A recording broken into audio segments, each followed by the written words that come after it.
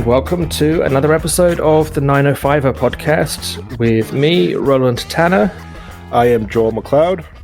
And this Thursday, we're welcoming a very special guest, Nick Paul, who's actually our amazing sound editor, who's edits our episodes most of the time, very late at night when we get them to him at the last minute sometimes.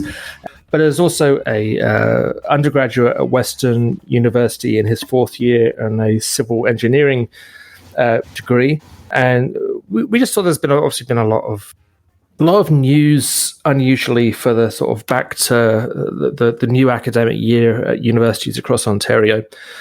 And we thought we'd take a look at that. There was news in the last week from McMaster in particular, but it's something it's kind of been 4 or 5 universities that have been in the news for various reasons. So we thought we'd ask Nick on because he's been very much part of that process in the most positive way, I'm sure.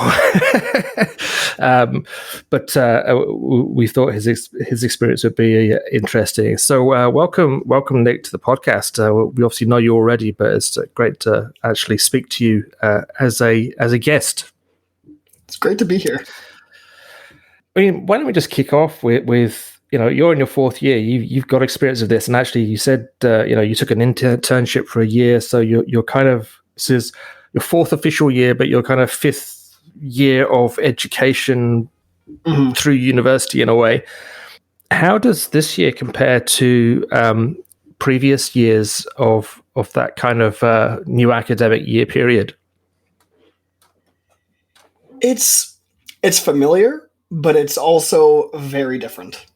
It's like, I can tell that, I wasn't in school last year. That was like COVID year. I was on a work term, but I can tell there's still like a lot of like that mentality around campus and stuff. It's like when I was in third year in 2019, like this year, there's still the events, there's still, in-person classes. They're trying to replicate as much as they could from 2019, but like this year it feels very different. It feels distinctly like there's like a new layer of almost like dread hidden amongst like everything and everyone. And it's just like, I don't know. It feels like they're trying to replicate something and they're striving to get there, but haven't quite done it yet. And it's just really weird all around. What, I'm flashing back to my days in university, and the attitude. I don't know. I'm trying to think like the attitude was. I'm thinking like all the stories that we're hearing of just kind of this. It's almost like this pent up angst that's being unleashed at university, and I'm trying to think of the right wording for this, and the words are escaping me. But there's, if you think about like these students have had a year of staying at home. If you're thinking about they were told it in high school, okay, you're going to graduate, go on to university. In some cases, they made plans to travel across the province, maybe across the country, to attend your school, Western, or here in the 905 Mac, Brock, U of T, wherever have you.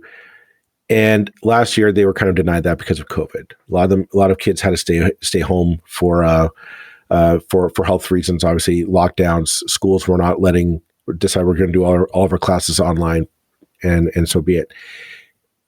Is there a feeling of like wanting to play catch up by the student population of kind of a year was lost and we want to take it back?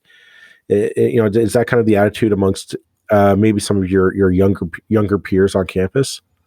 Yes, to put it in a word, 100%.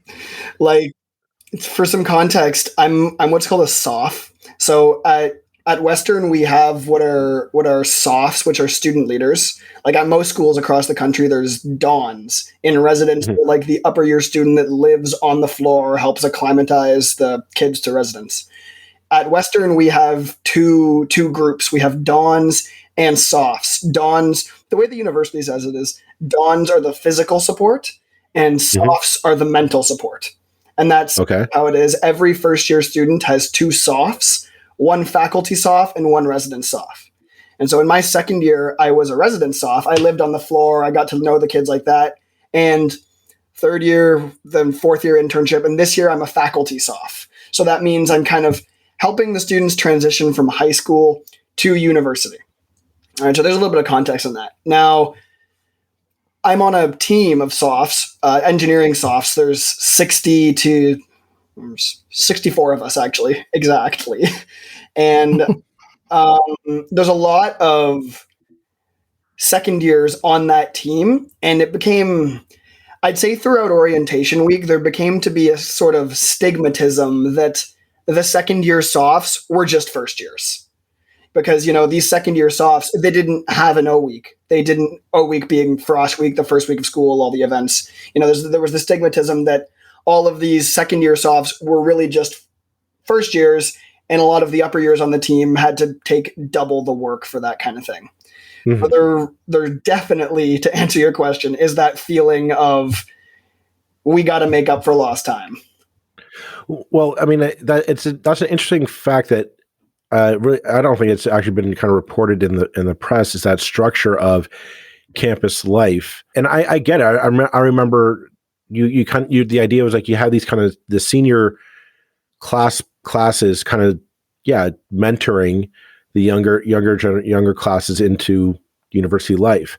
But I find that interesting that the university just seems to kind of want to go, it didn't take that into account.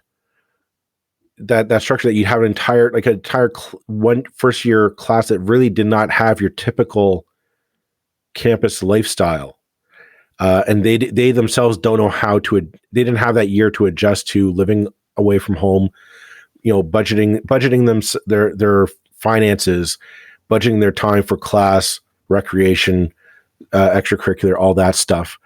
They're still stuck, literally in some cases, stuck in their bedrooms for the first year of university, and then the university kind of relies on them to say, "Now you go tell this incoming class, this is how life is supposed to work now that you're away from home." Can you maybe elaborate a little bit on that hurdle as you've seen it? We're now a month into the class or school year. What can you maybe say some of the hurdles or some of the problems that you've seen arise because of that? Yeah, so I actually have a very firsthand experience in this because my younger sister was a first year last year. Okay. So Western, there's kind of when I come back to Milton, I'm from Milton if I didn't mention that. When I come back to Milton and talked to a lot of my friends over the summer, there was really that feeling that the first years, so last year's first years at Western were really lucky. Because at Western, residence was still open. Western was one of the only schools where residence was still open fully. And, although in-person classes weren't happening, my sister, we're very grateful that she got to move to London, made a lot of great friends, got to have that experience and stuff. Mm-hmm. So when it comes to the acclimatization, like this year, there's a lot of the second years understand what it's like to be here, and they've been here, but they don't really know. Like they have like an idea of what it's like, but not what it's supposed to be like. So like for a concrete example, I was mentioning some people on the engineering soft team, right? These people have been around campus, they have lived here, they went to the cafeteria, managed their money and that kind of thing, like to a certain extent, but they had never been in the engineering buildings. So to try and ask these second years who had never been in the engineering buildings to show the first years where their classes were, it was just a massive struggle. On tour day in O week, we had to like give tours to some of the softs, which was weird. But and so, I mean, the reason why I bring this up is obviously Western got in the press for a very bad reason at the start of the school year. I mean, I'm not going to ask you, what did you see? Because I don't think that's right. But I want to know, like, was the university prepared for this situation of literally two out of 4 years, 50% of your campus population essentially have no idea how university actually works, and the kind of and the whole. I'm not talking just in terms of classes. I'm talking the whole lifestyle, the whole living away from home. The freedom of not having mom and dad literally outside your door 24/7. Did you see that the school prepared for this situation in any shape, way, or form? Yeah, I can offer some perspective in terms of that. There was, how do I phrase this without sounding, okay. There was a lot of decisions that were made by the university moving up, like coming up to O week, that a lot of, the 50% of us who had been there, a lot of us were very angry about. There was a lot of decisions that, like the biggest one, for example, is the university, in order to accommodate like for more COVID, like safety, like more spacing and stuff, the university removed all resident softs from residents and gave those rooms up to first years, higher incoming class, more people.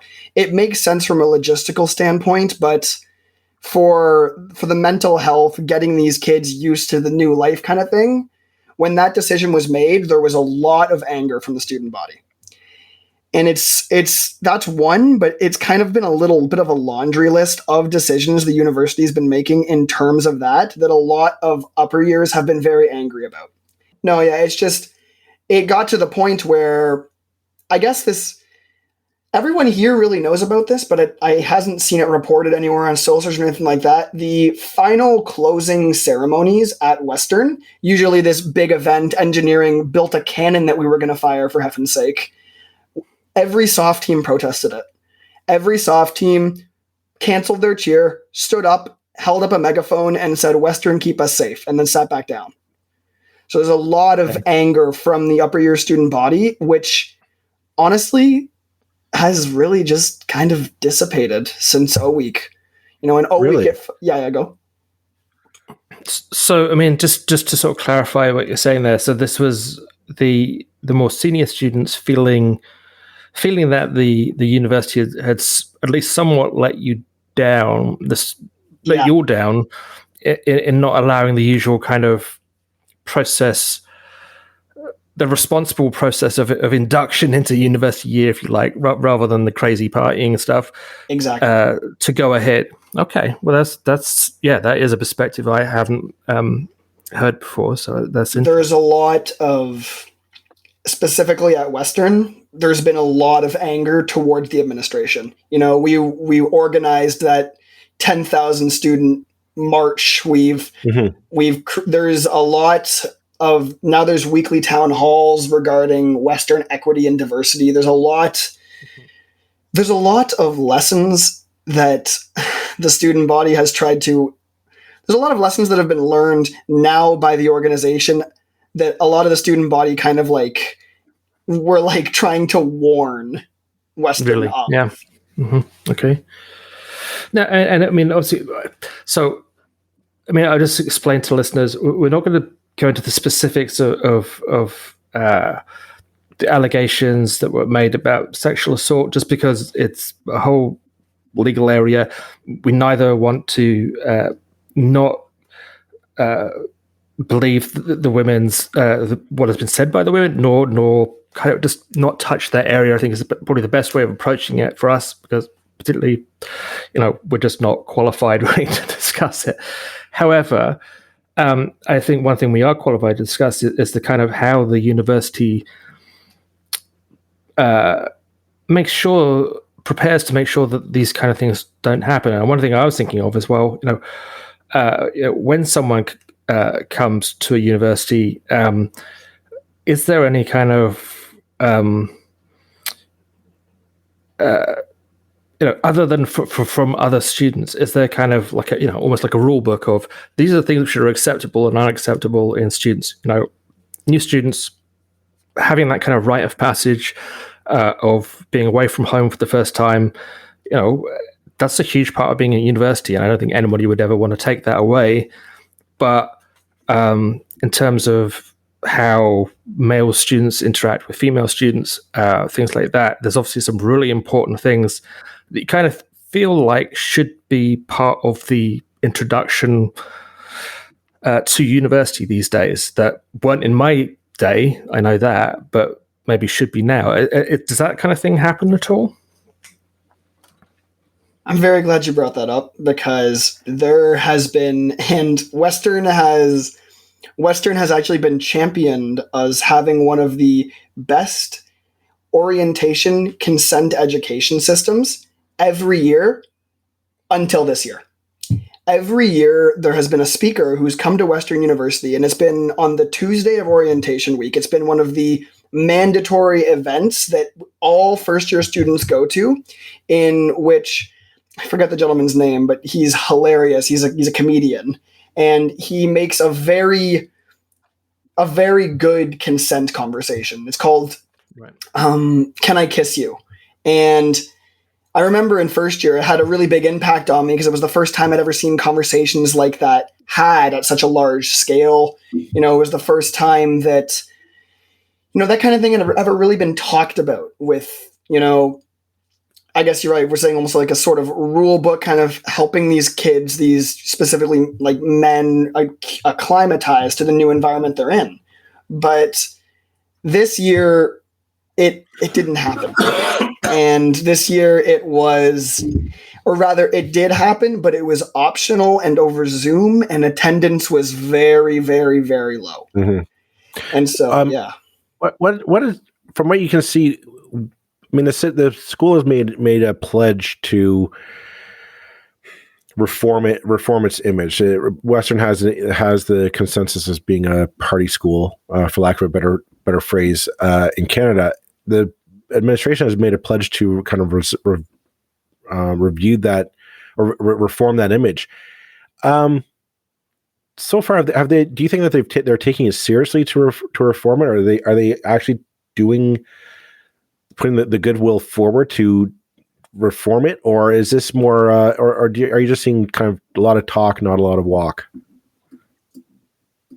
Oh, again, you're asking like I got to give you two answers. I got to give you the pre-COVID answer and the post-COVID answer, right? Sure. Pre-COVID, I saw significant change.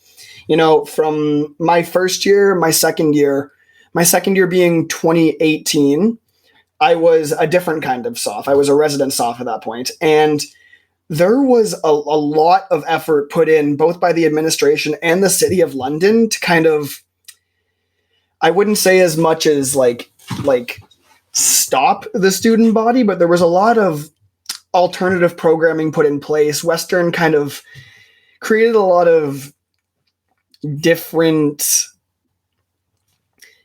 options and different programming, and really tried to put a simmer on that. And I think it was great. But this year, with everything that's happened, it's kind of, everything's just been basically thrown to the wind.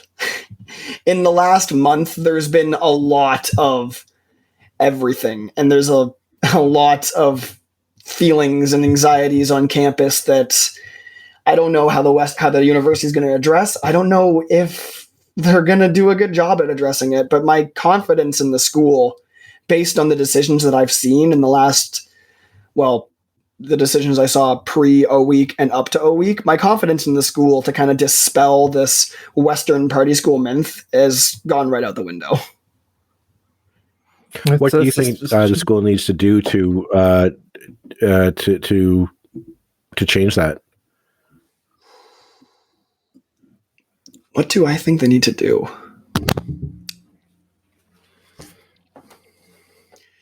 I think they're taking a lot of the right steps, honestly.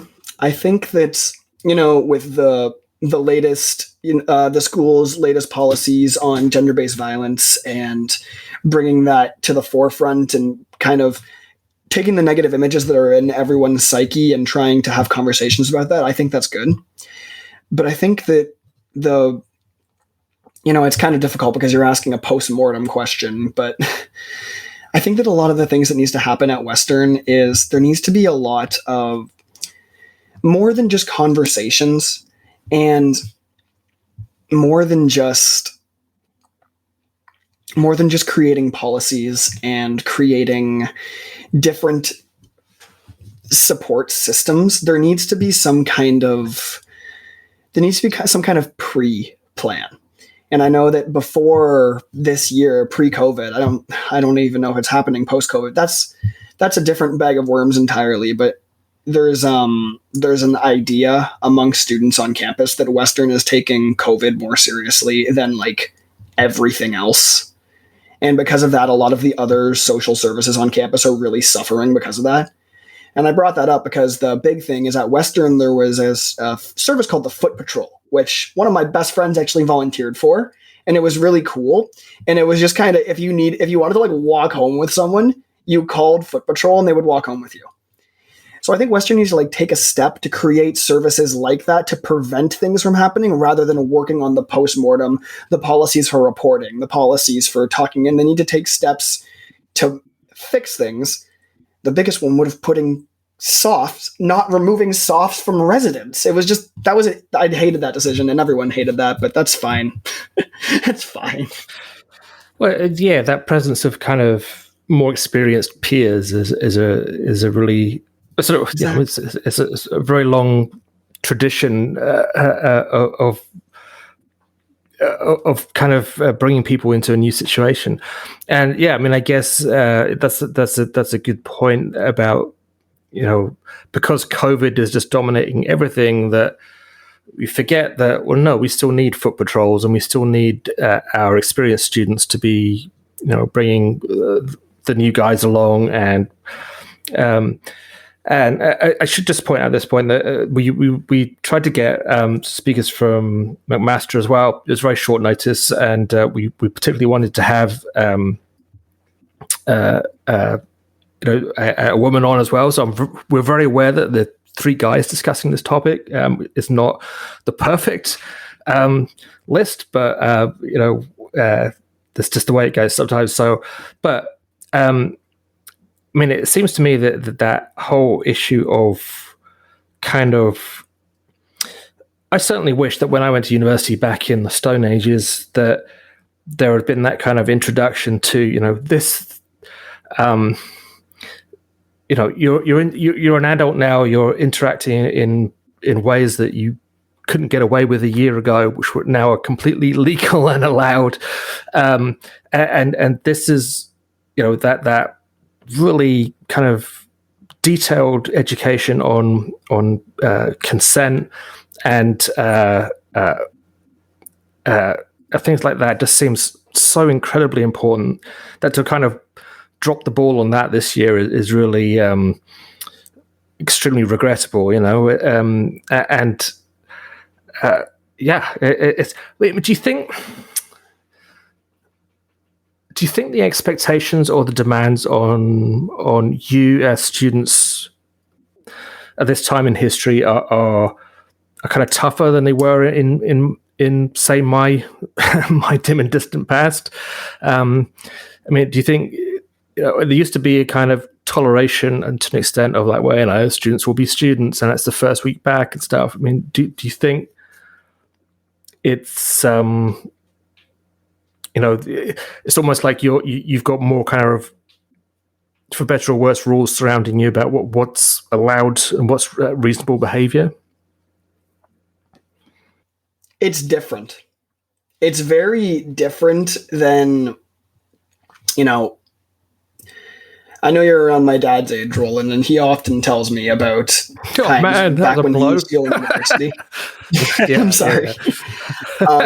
Yeah. He tells me often about the differences between like what he's seeing in my life and what I'm experiencing in my life. And the one that's always stuck with me is social media. Like, if one of the biggest accounts at Western University, other than Western University official, is there's a social media account on Instagram and Twitter and probably everything else called Western Savages, which is one of the, it's great. It's comedy and it's funny, but if anything happens on campus, we all know about it. And I feel like that's definitely an added layer of pressure on the student mentality beyond just like school and stuff. You know, the idea that, oh, you don't want to mess up like bad, or you might end up on Western Savages. Like, you don't want to be that person at the big street party who's getting thrown off the roof, because, you know, you'll end up on Western Savages and everyone will know about it. You'll never get away from it, which is definitely definitely a layer of pressure, which I feel like, talking about what we were talking about before, I feel like I can think of a lot to do with like women and stuff that would be very much more, for lack of a better term, a lot more like visible and stuff because of social media, which could cause a lot of problems and make things more difficult in that sense. Yeah. It's certainly a whole other world. Yeah. I mean, I didn't even have a computer until I was a postgrad. I'm just looking at the time here, and I see we're a few minutes early. It might be an early night for us, but I think we can wrap it up there for the evening, because that's all my questions I have for you, Nick. But it's good to talk with you about this and just the unique nature of kind of back to university for in the I guess close to the post-COVID era is a lot of new challenges that I don't think anyone anticipated going back to school this year.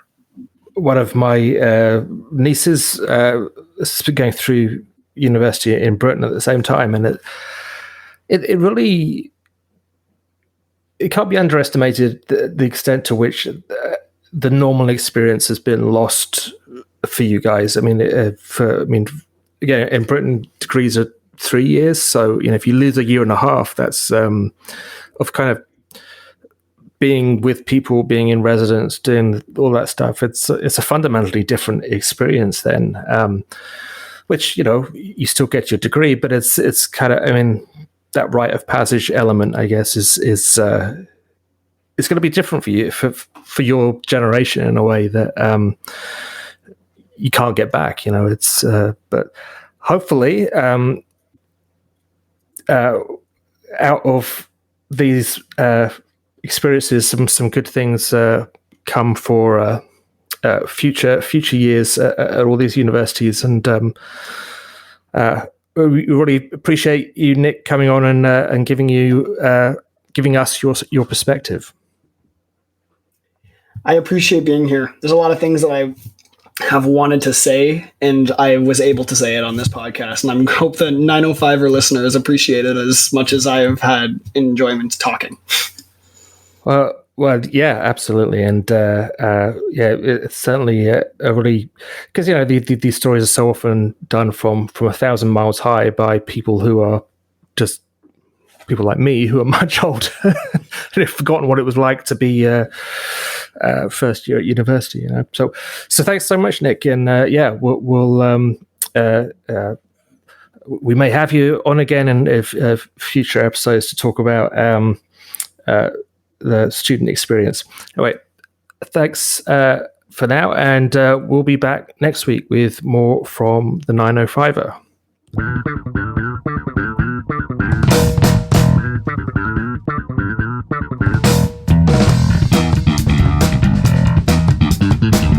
That's it for this episode of the 905er. Thank you for listening. As always, you can send us your feedback, thoughts, and concerns, or ideas for future episodes to our email, info@905er.ca. We'd love to hear from you. You can help us keep the 905er going by financially supporting us through Patreon as well as PayPal. Visit us at 905er.ca and click on the support tab. As well, links are in the show notes for your convenience.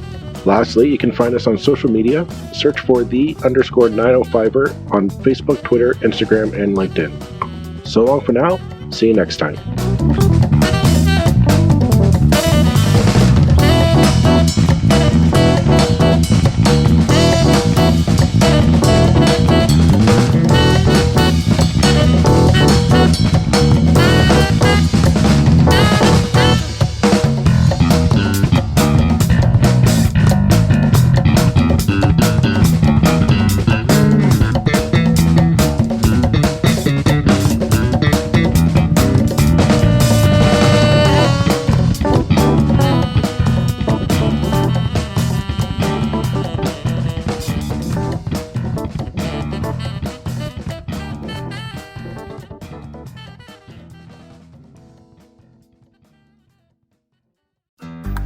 looking to make the most out of this life and optimize your personal wellness? Then check out the Natural Man Podcast. Join me, host Mike C., as we explore all areas of human wellness, physical, mental, and emotional. Learn strategies to optimize your own well-being and be in the driver's seat of your own health. Remember, your doctor works for you. Learn biohacks, neurohacks, ways to improve sleep, and ways to optimize your body and your mind. Check us out on Apple, Spotify, the Fountain app, and at naturalmanpodcast.com.